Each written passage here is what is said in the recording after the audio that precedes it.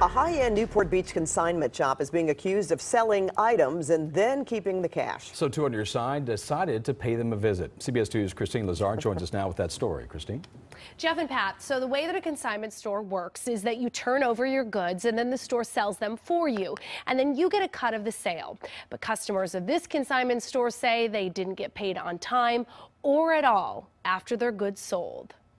Why not just send him a check? I will send him a check. I have no problem with that. But it's been since I have April. no problem sending him a check. I have the check here. A Newport Beach consignment shop accused by some of its customers of not paying them for the items that sold. So to date, have you been paid?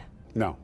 Not a single check? No. This is Andre Breicha. He consigned 25 items at Lido Consignment Gallery last April. I had some very nice antiques and artwork and oriental rugs. Lido valued those items at around $3,500. Contractually, you agree to receiving 50% of what sells if it sells within the first I believe 90 days. For months, Breicha sent email after email to Lido asking which of his things had sold.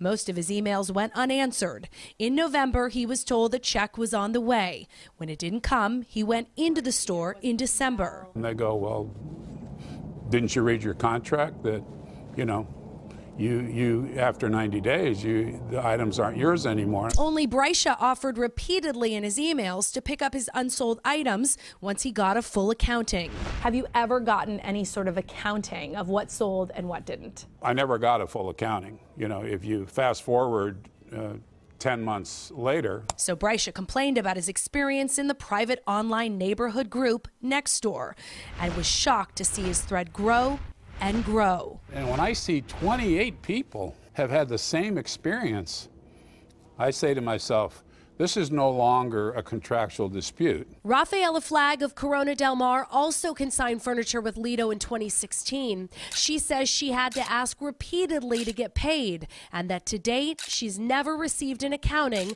of what sold and for how much. We never got the list. That inventory was never done.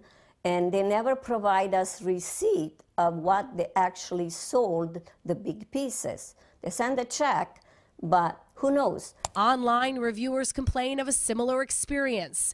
This reviewer writes, no return calls, can't locate your items, excuse after excuse.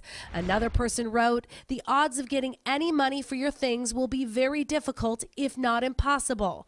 Again and again, customers complain, do not leave your stuff here on consignment. What about all these complaints? That's all rhetoric, and it's all, I can pay to have that fixed tomorrow. You and I both know it. The owner's daughter, Carrie Grimmer, told Two on Your Side the bad reviews come from customers who didn't read their contracts thoroughly. It's not about the money, it's just about honesty. I'm not doing this for the money. I'm doing this, I think they should be out of business.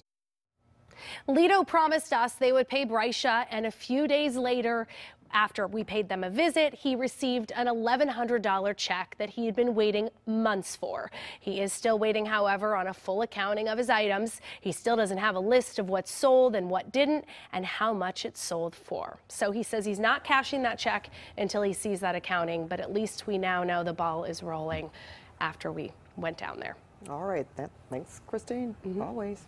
Almost seems like a bait and switch going on there. Well, can Two on Your Side help you out? Email your story ideas to us at twoonyourside@cbs.com or tweet us. Just make sure to use that hashtag #TwoOnYourSide, and maybe we can solve your problem.